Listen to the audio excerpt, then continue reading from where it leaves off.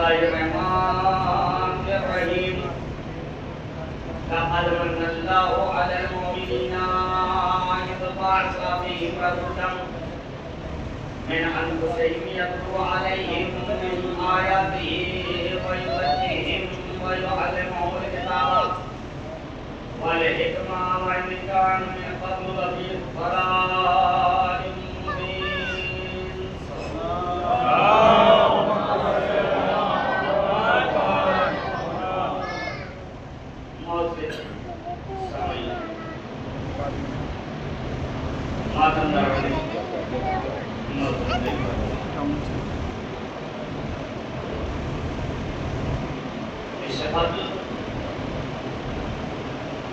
میں اپنی گفتگو کا آغاز کروں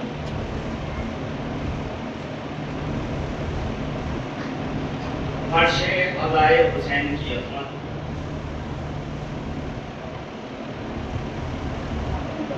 اور مجلس قضا کی اہمیت اور اس کے وقت کی اہمیت کیا ہے.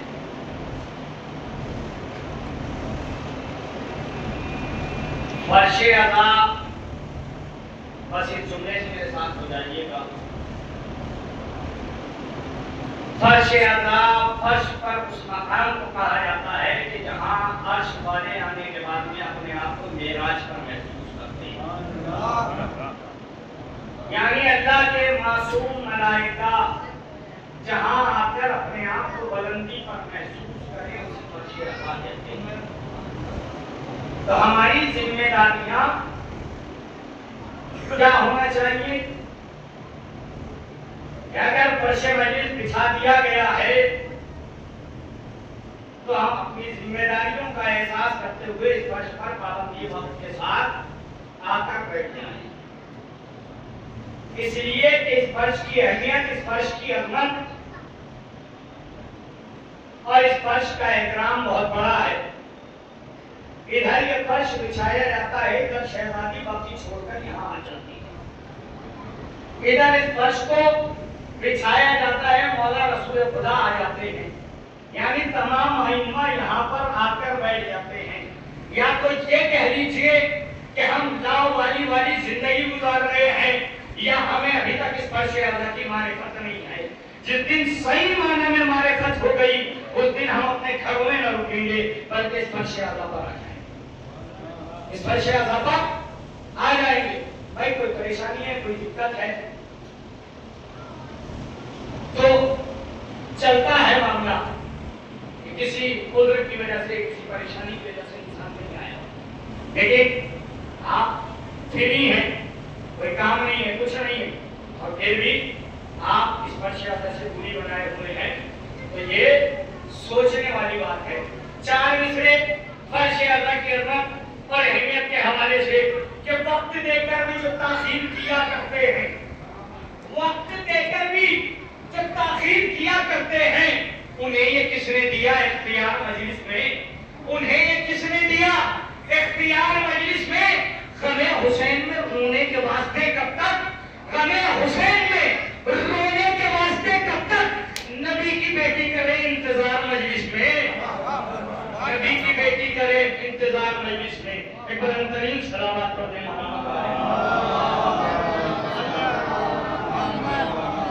اور میرے سرکار, ہم تو اس قوم سے تعلق رکھتے ہیں, ہم تو ان گھروں کے پروردہ ہیں, ہم تو ان قبیلوں میں پالے گئے ہیں, ہم تو ایسی قوم میں پروان چڑھائے گئے ہیں کہ اگر بم برسائے گئے تو فرش اعلیٰ نہ چھوڑا, تلواروں سے گلے کاٹے گئے تو فرش اعلیٰ نہ چھوڑا, گولیوں کا نشانہ بنایا گیا تو فرش اعلیٰ نہ چھوڑا, پہرے لگائے گئے تو فرش اعلیٰ نہ چھوڑا, آندھی آئی فرش اعلیٰ نہ چھوڑا, بارش آئی فرش اعلیٰ نہ چھوڑا, ظلم کا طوفان اٹھا فرش اعلیٰ نہ چھوڑا, زبانیں کاٹی گئی فرش اعلیٰ نہ چھوڑا, سینوں کو گولیوں سے چھلنی کیا گیا فرش اعلیٰ نہ چھوڑا. اس لیے کہ ہمیں تو پیدا ہی اس ادائے حسین کے لیے کیا گیا ہے, ہماری تو خلقت ہی اس ادائے حسین کے لیے ہے.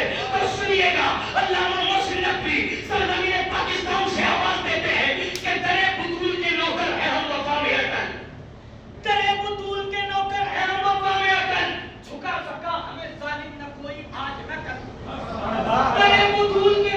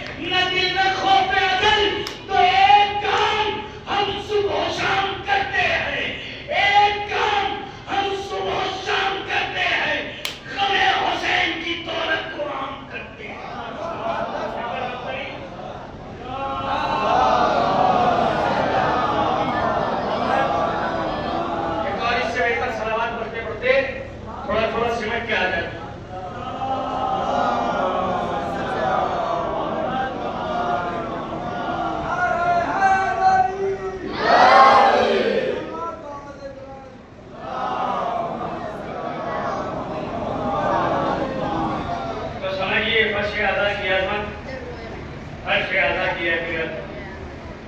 आज 7 मुहर्रम हो गई,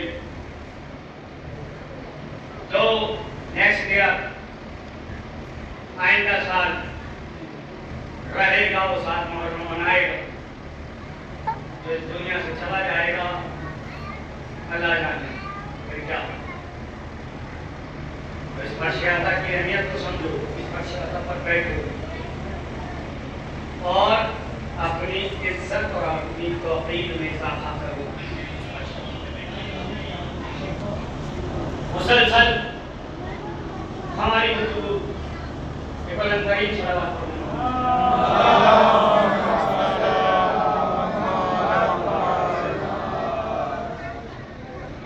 मुसलसल हमारी गुफ्तगू इस आयत करीमा के ज़िल में सूरह आले इमरान की 164वीं आयत है। मैं नहीं जानता कि आज मुझे पढ़ाना क्या है, इसलिए कि अभी तक कोई मूड बनाया नहीं है कि पढ़ूंगा क्या। अब आपकी समाते जाने, ये मेंबर जाने और मौला जाने की क्या पढ़ूं।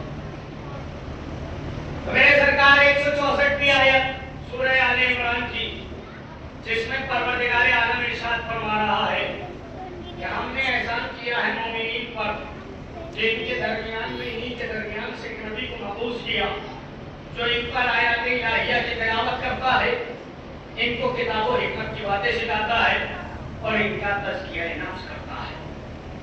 जबकि इससे कबल एक खुली हुई गुमराही में जिंदगी गुजार रहे थे। यानी पैगंबर की आमद का मकसद इंसान को तालीम देना, इंसान को किताब और हिकमत की बातें सिखाना और इंसान का तज़किया नफ्स करना है। मैंने बयान किया था इससे कबल भी शायद किसी मजलिस में कि तज़किया नफ्स, यहीं से बात शुरू हो जाएगी इंशाअल्लाह। तज़किया नफ्स होता क्या है, इसकी डेफिनेशन, इसकी तारीफ क्या है। तज़किया नफ्स जिस चीज का नाम है, तज़किया नफ्स होता कब है। मैंने बयान किया था कि जब इंसान का ज़ाहिर भी पाक हो और बातिन भी पाक हो, तब इंसान का तज़किया नफ्स हो। यानी इंसान का ज़ाहिर भी खूबसूरत हो, बातिन भी खूबसूरत हो, ज़ाहिर भी खबासतों से भरा हुआ ना हो और बातिन भी खबासतों से आलूदा न हो। ज़ाहिर भी अच्छा हो, बातिन भी अच्छा हो, तब जाके इंसान का तज़किया नफ्स होता है। अगर आपने अपना तज़किया नफ्स नहीं किया तो याद रखिएगा, फिर आपकी जिंदगी इंसानों वाली जिंदगी नहीं होगी, बल्कि जानवरों वाली जिंदगी होगी, जानवरों वाली जिंदगी होगी। और जो इंसान अपना तज़किया नफ्स नहीं करता, फिर उसका इलाज जहन्नम में जाने के बाद में सही तरीके से होता है। तो इससे कबल कि आप बारगाह रब्बुल इज्जत में पहुंचे, जब मैं बारगाह रब्बुल इज्जत में पहुंचूं, हमारे ऊपर लाजिम है, जरूरी है कि हम अपने नफ्स की इस्लाह करें, हम अपना तज़किया नफ्स करें। इसलिए कि ये नफ्स जो है एक वहशी जानवर के मानिंद है। मासूम फरमाते हैं कि अगर इस नफ्स की इस्लाह न की गई तो ये इतना वहशी जानवर बन जाता है कि ना हराम की तमीज होती है, ना हलाल की तमीज होती है, ना हराम की तमीज होती है, ना हलाल की तमीज होती है। जानते हो इस नफ्स की अहमियत क्या है। इस नफ्स की बहुत सारी किस्में हैं। नफ्स अम्मारा भी है, नफ्स लवामा भी है, नफ्स मुतमइन्ना भी है, लेकिन मुझे नफ्स पे बहस नहीं करनी है। बस तज़किया नफ्स से बात मेरी शुरू हो गई है मेरे सरकार। तज़किया नफ्स, इंसान अपने नफ्स का तज़किया करे और इंसान अपने नफ्स को बहादुर बनाए, इंसान अपने नफ्स को शुजा बनाए, इंसान अपने नफ्स को बेहतरीन बनाए, इंसान अपने नफ्स को आला बनाए। और जब इसका नफ्स शुजा और बहादुर बन जाता है तो इसका नफ्स कर तो सकता है लेकिन टिक नहीं सकता। इसका नफ्स शहादत तक तो पहुंच सकता है लेकिन झुक नहीं सकता। इसका नफ्स शहीद तो हो सकता है, इसका नफ्स मौत के चुंगा तक तो पहुंच सकता है, लेकिन किसी जालिम के सामने झुक नहीं सकता, किसी जालिम की बैरत नहीं कर सकता, किसी जालिम के हाथ पे हाथ नहीं रख सकता। और याद रखिएगा, ये नफ्स इतना पागल, इतना वहशी जानवर है कि ये जरा से लालच में आने के बाद में اپنی توقیر، اپنی عزت کو تباہ و برباد کر لیتا ہے۔ آج آپ دیکھیے حالات حاضر آپ کے سامنے، انسان کا نفس کہتا ہے دلالی کر لے، دلالی کرنے کو آمادہ ہو جاتا ہے۔ انسان کا نفس کہتا ہے بے ایمانی کر لے، بے ایمانی کرنے کو آمادہ ہو جاتا ہے۔ انسان کا نفس کہتا ہے غیبت کر لے تو غیبت کرنے پر آمادہ ہوتا ہے۔ یہ کون کہتا ہے؟ یہ ہمارا نفس ہی تو کہتا ہے۔ اب اگر ہم نے اپنے کسی نفس کی اصلاح کر لی اور اس کی خواہشات کو کچل ڈالا تو پھر ہم ملائکہ سے آگے نکل جائیں گے، اور اس کی خواہشات کو نہیں کچلا تو جانوروں سے بدتر ہو جائیں گے۔ اور آج دیکھیے آپ نفس ذرا سے لالچ میں آنے کے بعد میں اپنی عزت، اپنی توقیر، اپنی وقار کو نیلام کر دیتا ہے۔ آج آپ دیکھیں نہ جانے کتنے نفس ایسے ہیں، کوئی 10,000 میں بک جاتا ہے، کوئی 5,000 میں بک جاتا ہے، اور یہ کرتے کیا ہے بکنے کے بعد میں؟ آج نہ جانے کتنے نفس ایسے ہیں جو MI6 کے ایجنٹ بنے ہوئے ہیں۔ آج نہ جانے کتنے نفس ایسے ہیں جو امریکہ کے ڈالروں میں بکے ہوئے ہیں۔ آج نہ جانے کتنے نفس ایسے ہیں کہ جو اسرائیل پرستی میں ملوث ہیں۔ آج نہ جانے کتنے نفس ایسے ہیں کہ جو یہودیوں کے ہاتھوں کی کٹپتلیاں بنے ہوئے ہیں۔ جانتے ہو کیوں؟ اس لیے کہ انہیں ڈالروں کا لالچ ہے، انہیں روپے کا لالچ ہے، انہیں درہم و دینار کا لالچ ہے۔ بس یاد رکھیے گا، جس کا نفس برباد ہونا ہوتا ہے وہ یہودیوں کے ہاتھوں بک جاتا ہے، اور جس کا نفس اعلیٰ منزلوں پر پہنچنا ہوتا ہے وہ شہادت حاصل کر لیتا ہے۔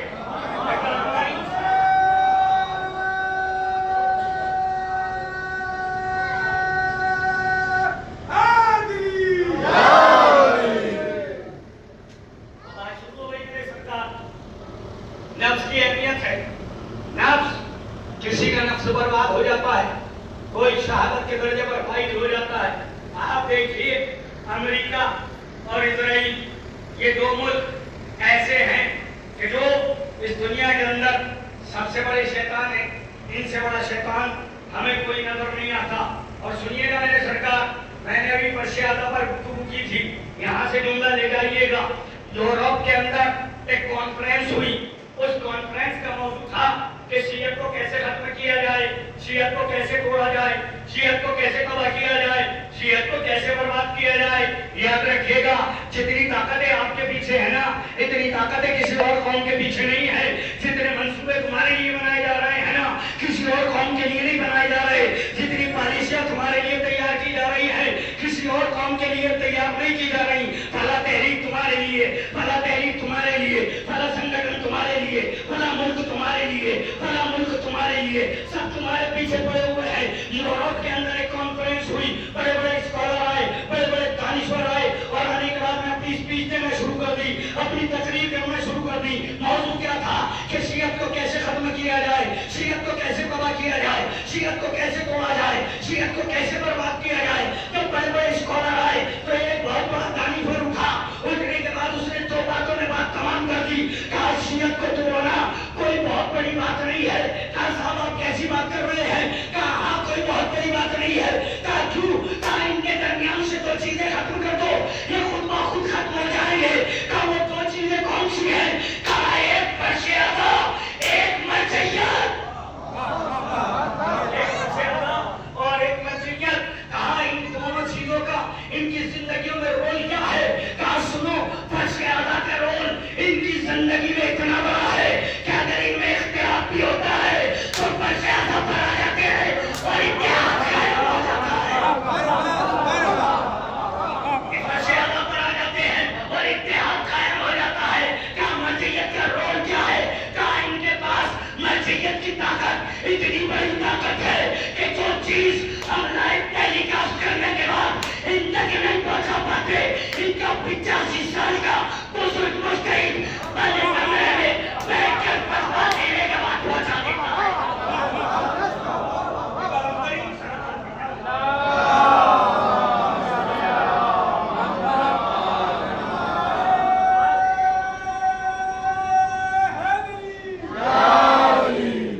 مرجعیت کی طاقت اتنی بڑی طاقت ہے کہ اگر اختلاف ہو تو یہاں آن کے بیٹھ جائیں تو اتحاد ہو جائے۔ مرجعیت کی طاقت اتنی بڑی طاقت ہے کہ جو چیز ہم لائیو ٹیلی کاسٹ کرنے کے بعد ان تک نہیں پہنچا پاتے، ان کا بزرگ مجتہد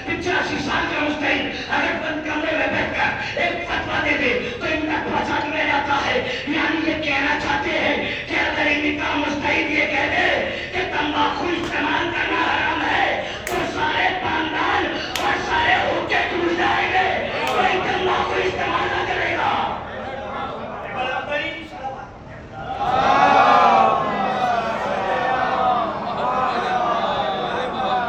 لیکن آج کچھ نااہلوں کی زمانے، آج کچھ جاہلوں کی زمانے، آج کچھ بدکردار لوگوں کے زمانے، آج کچھ بدبختوں کی زمانے، آج علماء حق کے خلاف بول رہی ہے. آج علماء حق کے خلاف بول رہی ہے. کوئی کہتا ہے خامائی کی تقلید نہ کرو، کوئی کہتا ہے سستانی کی تقلید نہ کرو. یہ تقلید سے تمہیں دشمنی کیا ہے؟ تقلید سے تمہیں پریشانی کیا ہے؟ تقلید سے تمہیں الجھن کیا ہے؟ تقلید سے تمہیں کیوں پریشانی ہوتی ہے؟ کہا نہیں تقلید نہ کرو. پھر جواز کیا پیش کرتے؟ تقلید جو ہے وہ معصوم کی جاتی ہے، غیر معصوم کی نہیں. ایک بدبختوں کو یہ معلوم ہی نہیں کہ معصوم کی بیعت ہوتی ہے، تقلید نہیں ہوتی. معصوم کی بیعت ہوتی ہے، تقلید نہیں ہوتی. اور جب معصوم پردہ غیبت میں ہوتا ہے تو وہ ایسے علماء معین اور مقرر کرتا ہے کہ جن کی ہم تقلید کر سکیں. امام حسن عسکری علیہ السلام نے فرمایا ہے کہ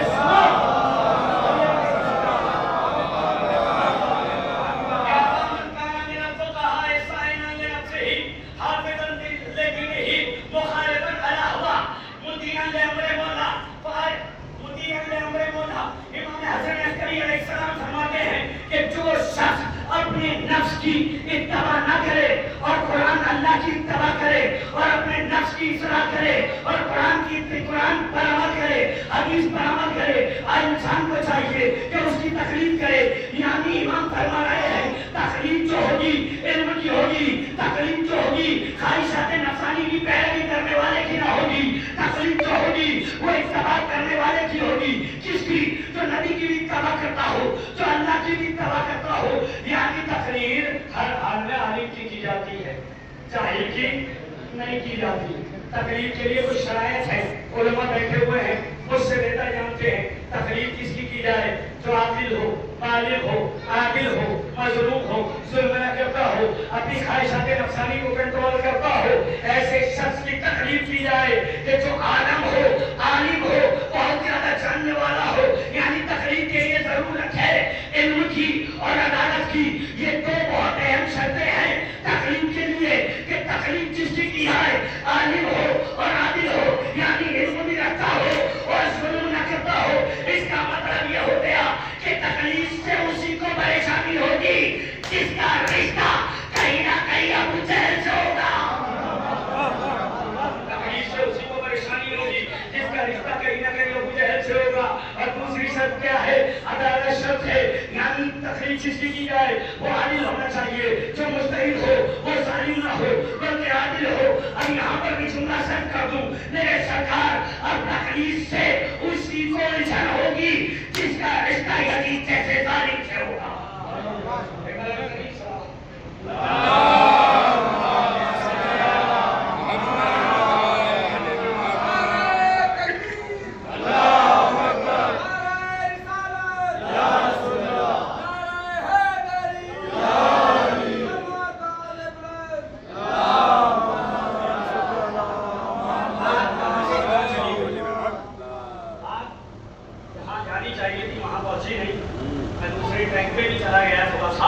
لیکن ضرورت بھی ہے اس دور میں ان چیزوں پہ بولنے کی، اس لیے کہ جو جملہ لکھنا صحیح سے نہیں جانتے علماء حق کے خلاف آج ان کی زبانیں بول رہی ہیں.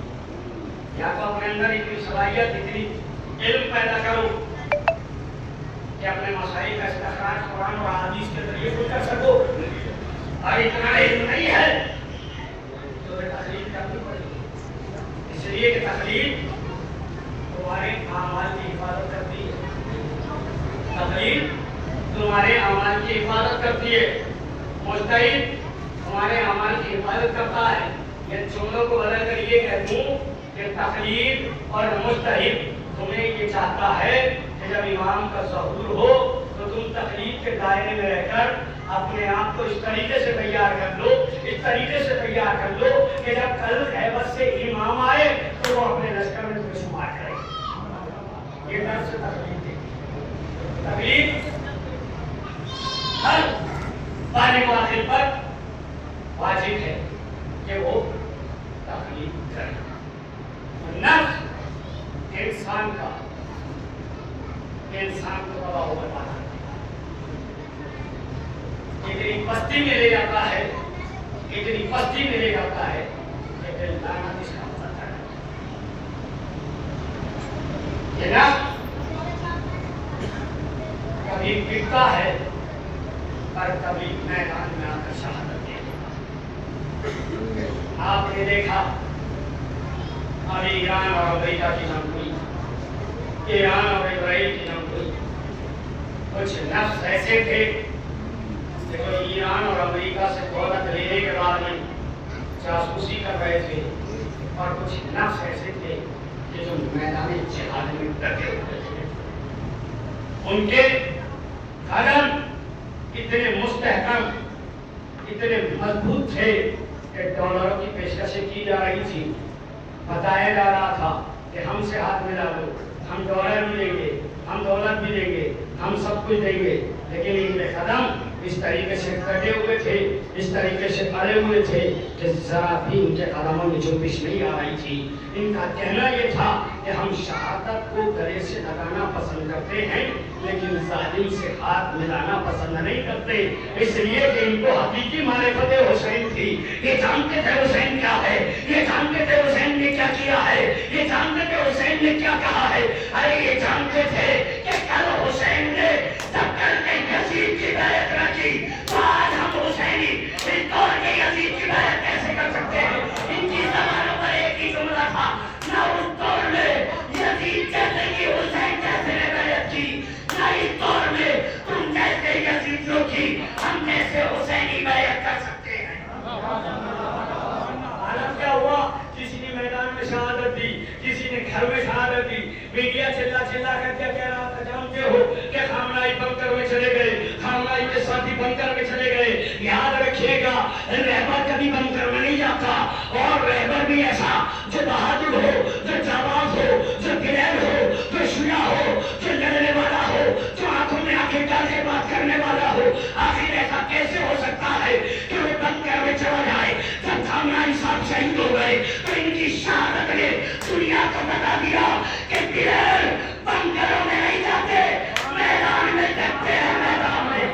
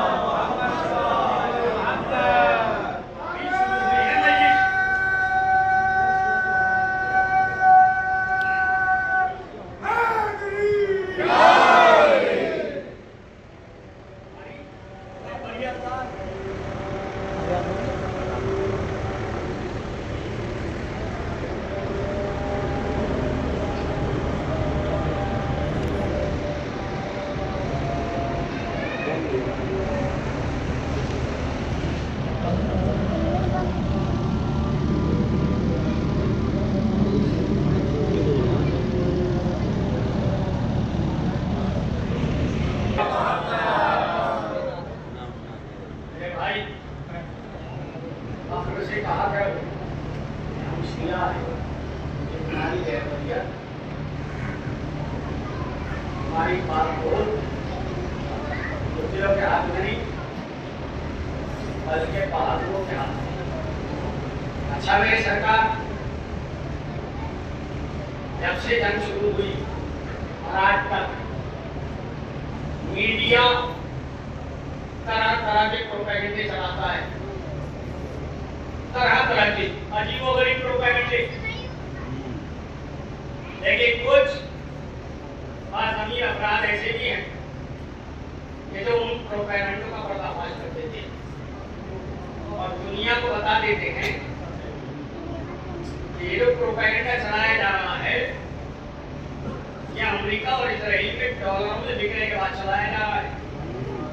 अभी एक कमबख्त ने, एक बदबख्त ने जो न्यूज़ एंकर है, नाम नहीं लूंगा, उसने अभी कुछ दिन पहले कहा था कि ईरान के हालात इस वक्त ऐसे हैं कि वहाँ रोटी भी EMI पे खरीदी जा रही है। जुमला सर्च कर दूं, लुत्फ उठा लेना जुमले का। क्या कहा था कि वहाँ रोटियां भी EMI पे खरीदी जा रही है, यानी फाइनेंस पर रोटियां ली जा रही हैं, किस्तों पर रोटियां ली जा रही हैं। लेकिन इन जाहिलों को ये मालूम नहीं है कि जो मुल्क सैकड़ों मुल्क के स्टूडेंट्स को, सैकड़ों मुल्कों के तलबा को अपने दस्तरखान से रिस्क देता हो, वो कभी EMI पे रोटी नहीं खरीद सकता। या जुमले को बदल कर ये कह दूं कि ईरान के अंदर रोटियां EMI पे नहीं ली जाती, बल्कि दस्तरखान इमाम रज़ा से ली जाती है।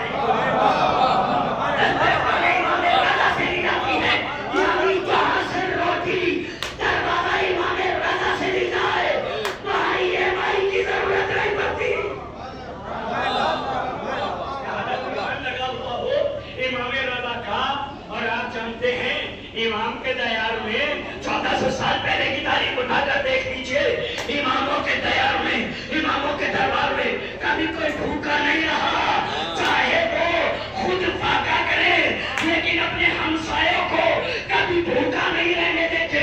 तुमने चोरा कहने दीजिए, जब गुर्बत में इन्होंने किसी को भूखा रहना बर्दाश्त न किया तो आज तो अल्लाह का शुक्र है इमाम के रोजे पर दौलतों के अंबार लगे हुए हैं, लोगों के अंबार लगे हुए हैं, हुकूमतें कर्ज लेती हैं। आज के इस दौर में इमाम के दरबार में कोई भूखा रह गया है?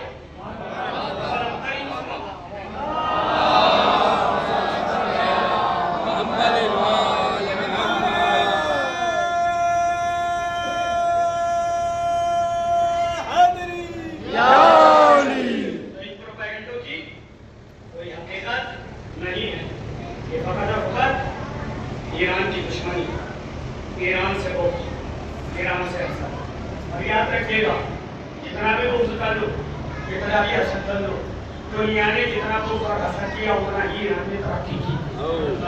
आज के हालात आप देख लीजिए, आज के हालात आप देख लीजिए, जुमला सर्च कर दूं, 46-47 साल से पूरी दुनिया ईरान पर पाबंदी लगाए हुए थी, ईरान को खा जाने वाली निगाहों से देख रही थी। लेकिन 46-47 साल में ईरान का कुछ न बिगाड़ सके, न ईरान झुका, न ईरान घबराया, न ईरान डरा। लेकिन इन्होंने 46-47 साल ईरान पे पाबंदियां लगाई, लेकिन ईरान में डरा न घबराया। लेकिन ईरान ने चंद दिन के लिए फकत तेल पे पाबंदी लगाई थी, पूरी दुनिया हाथ जोड़ के खड़ी हो गई थी कि भैया छोड़ दिया जाए। लेकिन ईरान ने बता दिया, कल भी दरिया पे हमारा कब्जा था, आज भी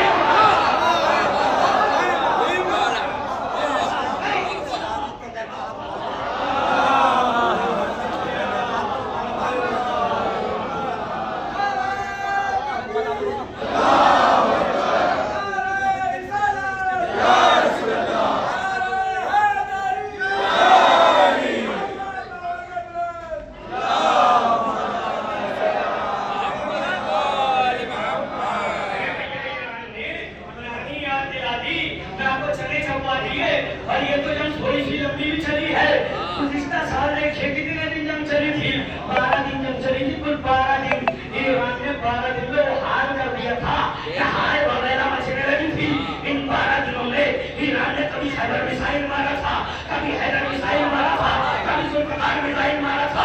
ये 12 दिनों में ये हैदर और खैबर और जुल्फकार की छोड़ी गई। और इसकी वजह यह है कि ईरान ने हैदर भी याद दिलाना चाहता था।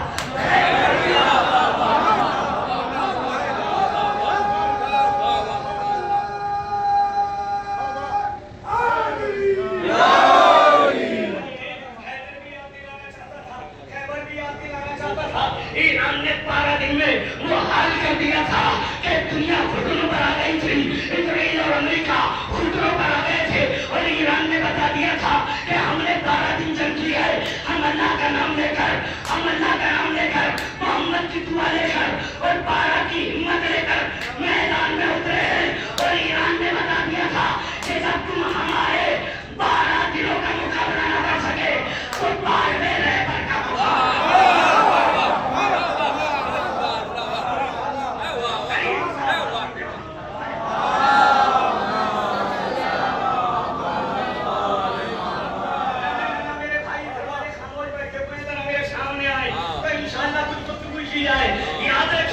ईरान ने 12 दिन जंग करने के बाद में इनको ये बताया था कि तुम 12 दिनों का मुकाबला नहीं कर सकते तो बाद में रहबर का मुकाबला क्या करोगे, बाद में रहबर का मुकाबला क्या करोगे।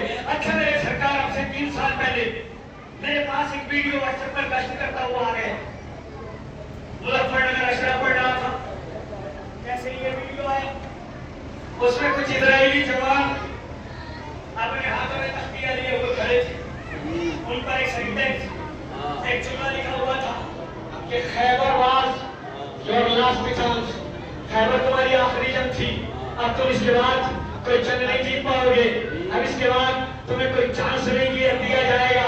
फौरन मैंने एक जुमला मुजफ्फरनगर के मिंबर से कहा था, मैंने कहा ओ जाहिलो, ओ बदबख्तो, खैबर हमारी आखिरी जंग नहीं थी बल्कि खैबर हमारी पहली जंग थी, खैबर हमारा पहला चांस था।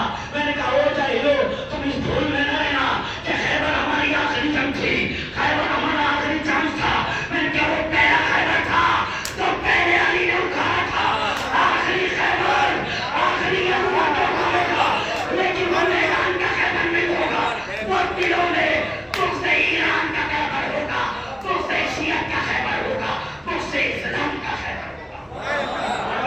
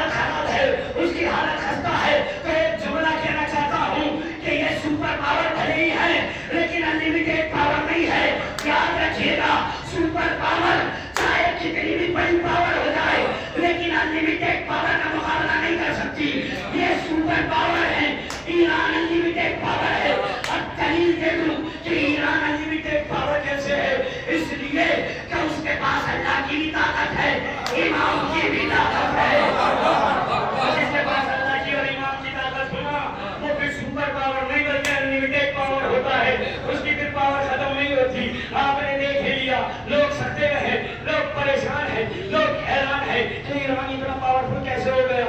ईरान ने ऐसे ऐसे मिसाइल निकाल लिए, ईरान ने ऐसे ऐसे कभी हथियार बना लिए।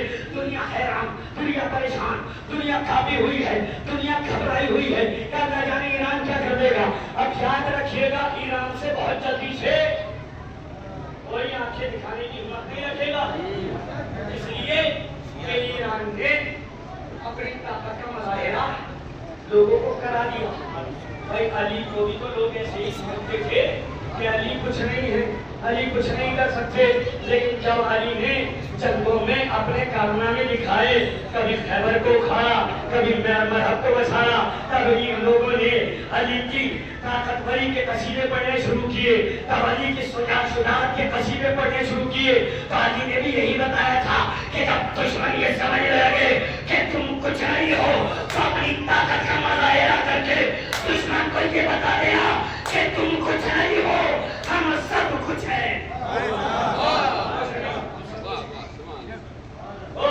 یہ جو کہتے ہیں کہ خیبر تمہارا آخری چانس، نہیں، خیبر آخری چانس نہیں، بلکہ ابھی آخری خیبر تو کھڑنا باقی ہے، تو آخری ابھی آ کے پردے گھر سے اکھاڑے گا، لیکن وہ خیبر دلوں کا خیبر ہوگا، وہ خیبر بزرگ کے ساتھ کا خیبر ہوگا، اور اس کو آخری علی آن کے اکھاڑے گا۔ لوگ کہتے ہیں فلاں سپر پاور، فلاں سپر پاور، فلاں حکومت کی طاقت اتنی، فلاں حکومت کی طاقت اتنی، لیکن عجیب بات ہے یہ شیعہ گھبراتے ہی نہیں، یہ شیعہ ڈرتے ہی نہیں۔ تم نہیں گھبراتے ہو بھائی، تم نہیں ڈرتے ہو، اس کی وجہ ہے کبھی سوچا، کبھی غور کیا؟ اتنی بڑی بڑی طاقتوں سے آپ گھبراتے ہی نہیں، آپ ڈرتے ہی نہیں، اتنی بڑی بڑی حکومتوں سے جہاں ظلم بھی ہو رہا ہے، ستم بھی ہو رہا ہے، تشدد بھی ہو رہا ہے، لیکن آپ گھبراتے نہیں، آپ ڈرتے نہیں۔ اس کی وجہ کیا ہے؟ اس لیے کہ آپ کا عقیدہ یہ ہے کہ جو سب سے مضبوط پاور ہے وہ پردہ غیب میں بیٹھی ہوئی ہے۔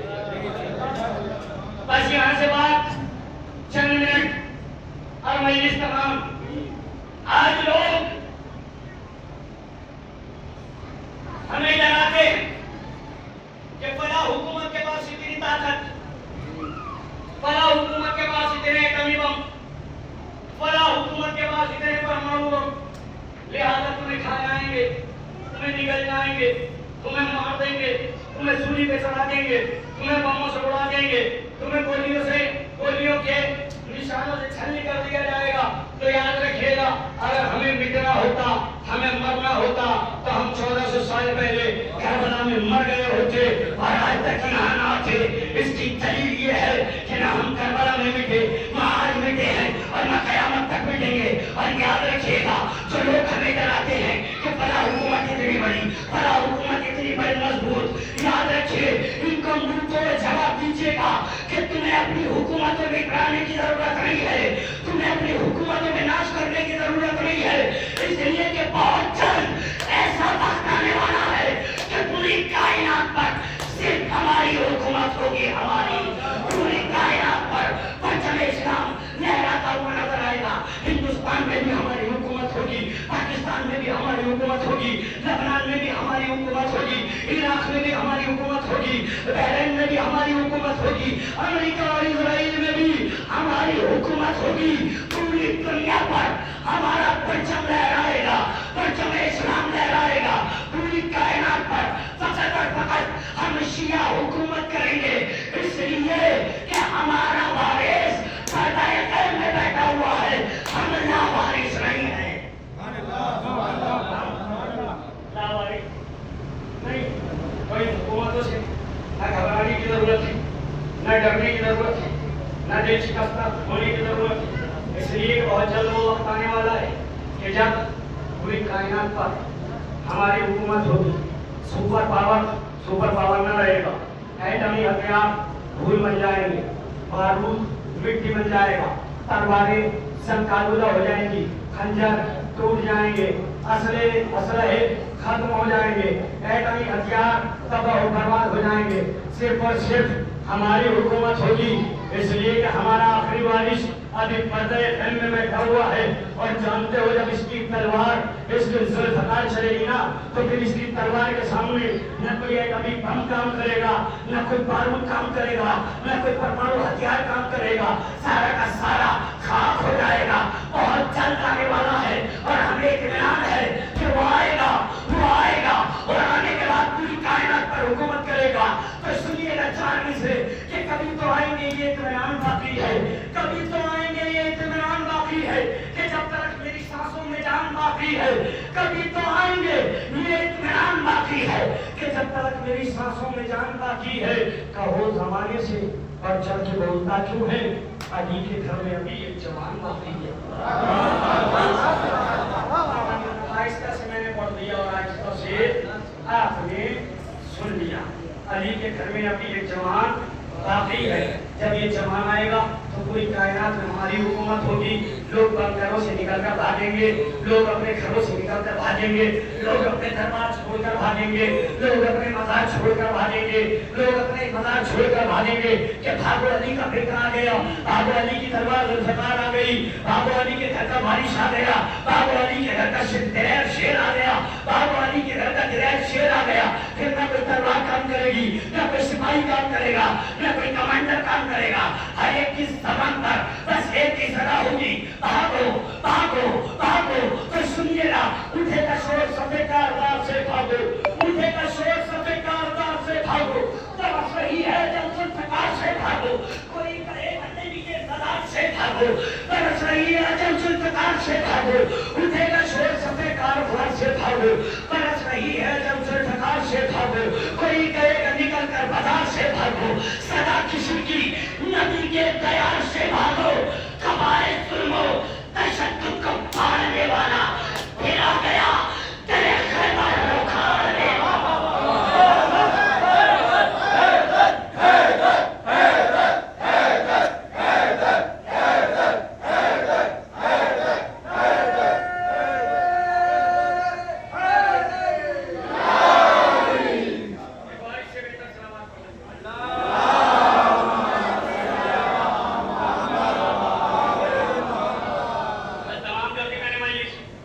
मुझे नहीं पता मैंने कहां से क्या पढ़ दिया।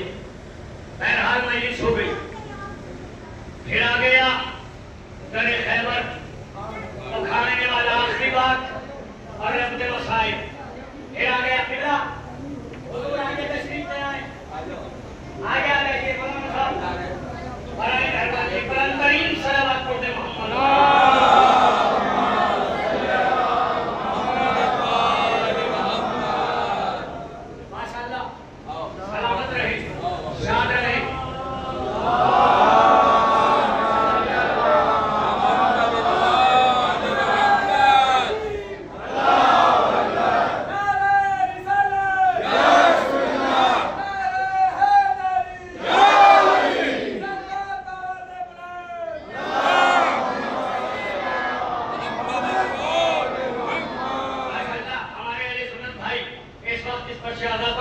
जब ये तशरीफ लाते हैं कसम इस नंबर की सीना फख्र से छोड़ा हो जाता है, सर बुलंद हो जाता है। इसलिए ये हमारी नफ्स है, ये हमारी जान है, ये हमारी हिम्मत है, ये हमारी ठारस है, ये हमारी मोहब्बत है।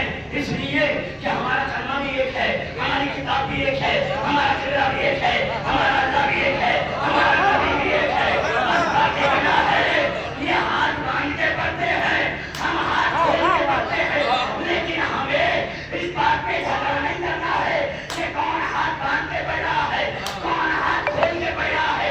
बस ये देखना है, आप हाथ बांध के पढ़ो सुभान अल्लाह, हम हाथ खोल के पढ़े सुभान अल्लाह।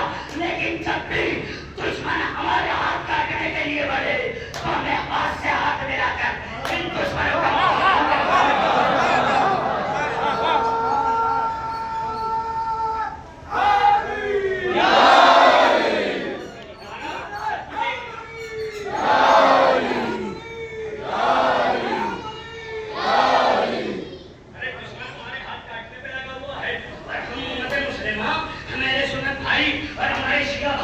इसी बात में बंटवारा किए हुए हैं कि तुम हाथ बांध के पढ़ते हो, हम हाथ खोल के पढ़ते हैं। नहीं, ये हाथ बांध के पढ़े ये इनका अकीदा, हम हाथ खोल के पढ़े ये हमारा अकीदा।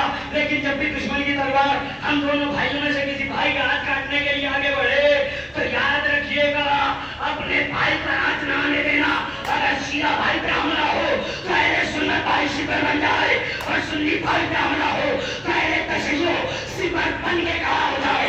इसलिए कि हमारे उलमा ने कह दिया है कि हम आपस में एक दूसरे के भाई हैं, एक दूसरे के नफ्स व जान हैं।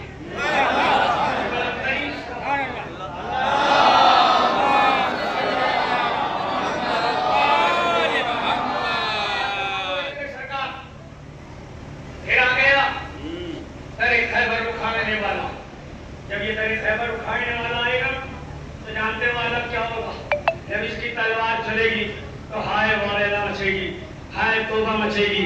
बस जब इसकी तलवार चलेगी तो मदीने से रसूल काट देंगे, نجف سے علی داد دیں گے، کربلا سے حسین داد دیں گے، اور ایران سے امام رضا داد دیں گے، سامرا سے امام علی نقی، امام محمد نقی، تمام کے تمام ائمہ، تمام کے تمام انبیاء داد دیتے ہوئے نظر آئیں گے۔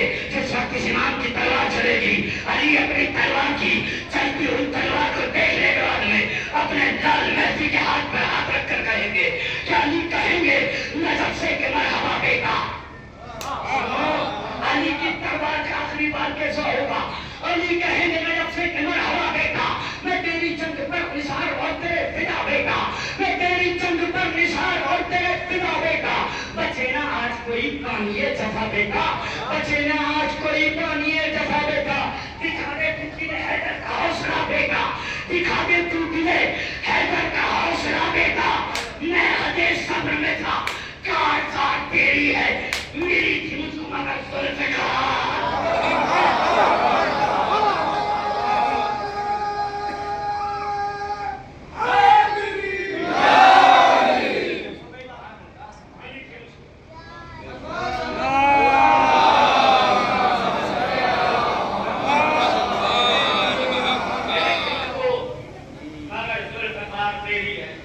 یاد رکھیے گا جب حکومت ہماری ہوگی، امام ہمارا ہوگا، منصب ہمارا ہوگا، تخت ہمارا ہوگا، تاج ہمارا ہوگا، تو اسی سپر پاور کو ہم نے مٹی میں نہ ملا دیا تو ہمیں علی کا غلام نہ کہنے والا۔ اس لیے کہ کل بھی یہودیوں کو ہمارے باپ علی نے مارا ہے، اور آنے والے دور میں بھی ہم علی کی اولاد یہودیوں کو دھول چٹائیں گے۔ اس لیے کہ یہ تو تاریخ میں لکھا ہوا ہے کہ جب بھی مارا ہے علی نے ہی مارا ہے، تو آج بھی علی کے بیٹے مار رہے ہیں، اور آنے والے دور میں بھی علی کے بیٹے یہودیوں کو ماریں گے۔ بھائی ایک جملہ اور سچ کر دوں، یہ اور کوئی سمجھ کیوں نہیں بولتا؟ یہ خاموش کیوں ہے؟ سعودی، قطر، جارڈن، کویت، دبئی، یہ سارے کے سارے خاموش کیوں پڑے ہوئے ہیں؟ کیا یہ کلمہ نہیں پڑھتے؟ کیا یہ کعبے کا اشرف نہیں جاتے؟ کیا یہ قرآن کی تلاوت نہیں کرتے؟ سب کچھ کرتے ہیں لیکن ماتم نہیں کرتے۔ توجہ، سب کچھ کرتے ہیں لیکن ماتم نہیں کرتے، اور جو قوم ماتم کرتی ہے وہ کبھی ظالم کے سامنے جھکتی نہیں ہے بلکہ ظالم کا کر کے مقابلہ کرتی ہے۔ یہی وجہ ہے حکومت سعودی ماتم نہیں کرتی، حکومت دبئی ماتم نہیں کرتی، حکومت کویت ماتم نہیں کرتی، حکومت جارڈن ماتم نہیں کرتی، لیکن ایران کی حکومت ماتم بھی کرتی ہے، آزادی بھی کرتی ہے، حسین بھی کرتی ہے، عباس بھی کرتی ہے۔ جب حسین کا نام لے کر سینے پہ ہاتھ مارا جاتا ہے تو سینے کی دھڑکنیں ایک ہی صدا بلند کرتی ہے، سب کچھ کرنا، ظالم کی بیعت نہ کرنا۔ جب انسان عباس کے پرچم کو اٹھاتا ہے تو ایک ہی آواز دیتا ہے عباس کا پرچم کہ سب کچھ کر لینا لیکن ظالم کے سامنے نہ چھپ جانا۔ یہی وجہ ہے کہ جو لوگ آزاداری کرتے ہیں وہ ظالم کے سامنے ڈٹے ہوئے ہیں، جو آزاداری نہیں کرتے وہ ظالم کے سامنے چھپے بس ہو گئی، وہ ظالم کے سامنے چھپے ہوئے۔ بس فرق اتنا ہے ایران آزاداری کرتا ہے اور یہ آزاداری نہیں کرتا۔ یہی وجہ ہے کہ یہ اپنی بیٹیوں کو میرے ساتھ یہودیوں کے استقبال میں نچواتے ہیں اور ایران اپنے بہادر اور بغیر بیٹوں کی قربانی دیتا ہے۔ اور آیت اللہ خامنائی کا ایک جملہ جو ہر انسان کے دل میں اترتا ہے، آخری جملہ بات کریں۔ آیت اللہ خامنائی نے کہا تھا کہ جب دلیروں کا خون بہتے ہوئے دیکھو تو سمجھ جانا کسی جدید کا تخت الٹنے والا ہے۔ بہت بڑا جملہ ہے کہ جب دلیروں کا خون بہتے ہوئے دیکھو تو سمجھ جانا کہ کسی جدید کا تخت الٹنے والا ہے۔ اور وہی ہوا کہ جس تخت پہ بڑی شان کے ساتھ بیٹھے ہوئے تھے آج ساری عزت ساری ساتھ چھٹی میں ملا کر کتے ایسی اوقات ہو گئی اور خود آیت اللہ خمینی نے کہا تھا کہ امریکہ ایک پاگل کتے کے مانند ہے، پاگل کتے سے انسان جتنا لشکر بھاگتا ہے اتنا پیچھے کرتا ہے، اور اگر اپنی جگہ پہ ڈٹ کر کھڑا ہو جائے تو پاگل کتا اپنے قدم پیچھے ہٹا دیتا ہے۔ وہی کیا ہے ایران نے، امریکہ کو پاگل کتا سمجھا اور اس کے سامنے ڈٹ کر کھڑا ہو گیا۔ عالم یہ ہو گیا کہ اس کو اپنے قدم پیچھے ہٹا دیا، پیچھے ہٹنا ہو گیا۔ اور سیز فائر سے یاد رکھیے گا، ہم کرنے والے ہو، ہم مرنے والے ہو،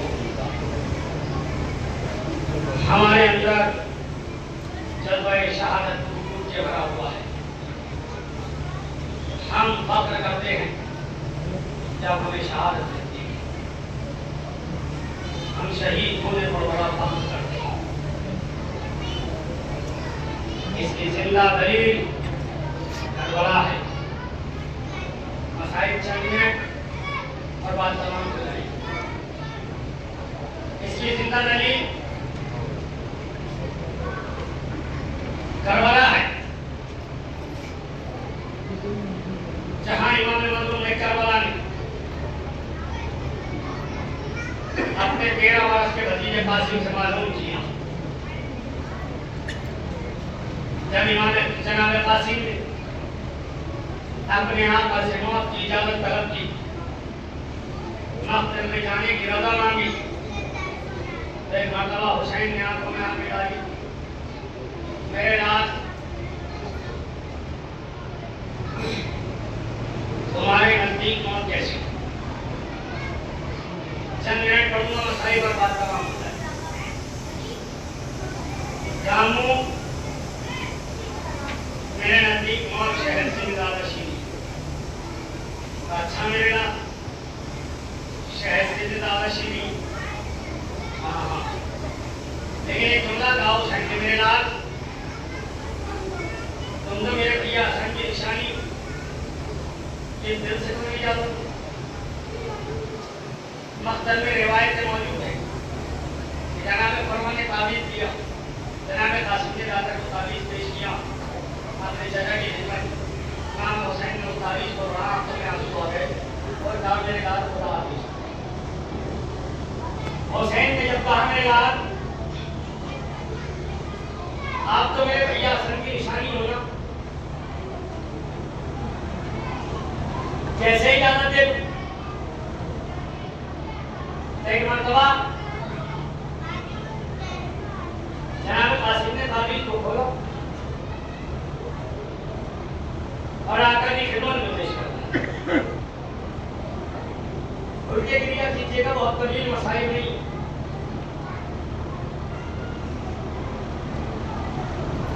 حسین نے بھتیجے کو کلیجے سے لگایا،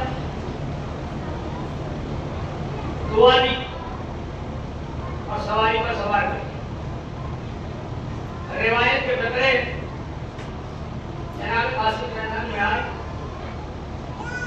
بار پر بار کیے،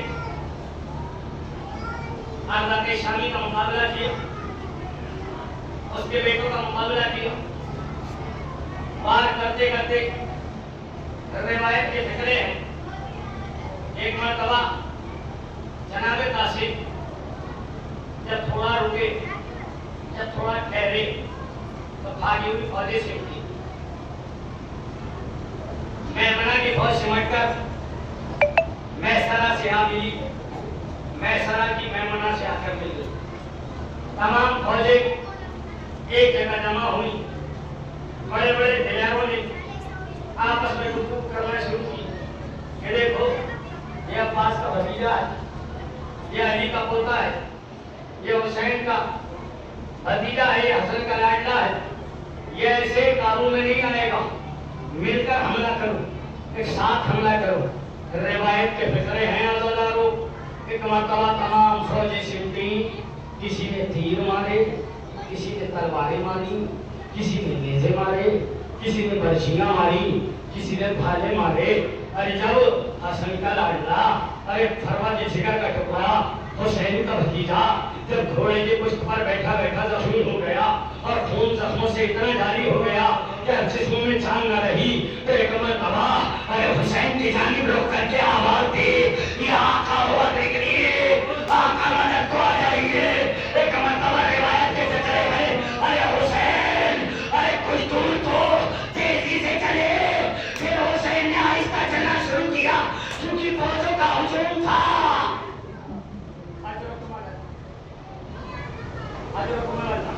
قاسم زخموں سے چھوٹ گھوڑے کی پشت سے زمین پر آئے، ادھر حسین نے آگے بڑھنا شروع کیا۔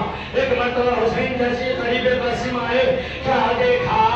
ارے میمنہ کی فوجیں میسرہ میں آئی، میسرہ کی فوجیں میمنہ میں آئی۔ ارے لاش قاسم پامال ہونا شروع ہوا، ارے لاش کے ٹکڑے ہوا میں بلند ہونے لگے۔ روایت کی فکرے ہیں اب تک جو حسین ارے قدموں سے چل رہے تھے، روایت کے فکرے ہیں، مقتل لکھتے ہیں، اب حسین ارے کونیوں کا سہارا لے کر اس طریقے سے چل رہے تھے جیسے کوئی چھوٹا بچہ اپنی کسی چیز کو اٹھانے کے لیے بڑھتا ہو۔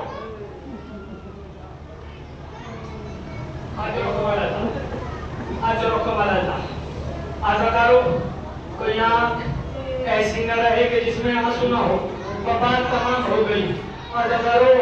امام جناب قاسم تلاشا پامال ہوا، ارے ٹکڑے ہوا میں بلند ہونے لگے۔ ایک مرتبہ امام حسین نے اللہ جانے کس طریقے سے فوجوں کو بھگایا ہوگا، اللہ جانے کس طریقے سے اپنے آپ کو سنبھالا ہوگا۔ ارے مقتل لکھتے ہیں ایک مرتبہ ارے امام نے ابا کا دامن بچھایا، ایک ایک ٹکڑا بیننا شروع کیا، ابا کے دامن میں لاشِ قاسم کے ٹکڑے کیے، ارے لے کر خیمے میں آئے۔ آنے کے بعد میں آواز دی، اے بابی فرما تیرے نال قاسم کی بارات آ گئی۔ ایک مرتبہ زینب کرتی، سکینہ نے سینہ پیٹا، ہائے میرا لال قاسم۔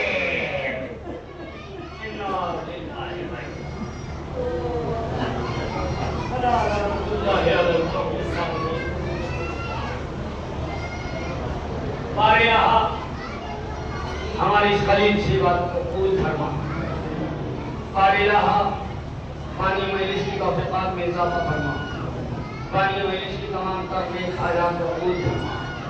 بارے جہاں جہاں پیچھے آنے ہیں بڑے کبار ہے، ان کی جان کی مال کی عزت کی آبرو کی حفاظت فرما۔ بارے زیادہ امتحان نہ لے، ہمارے حجت آخر کے ظہور میں تعظیم فرما، ہمیں ان کے ناصروں میں شمار کرا دیں۔ وتقبل منا انک انت السمیع العلیم۔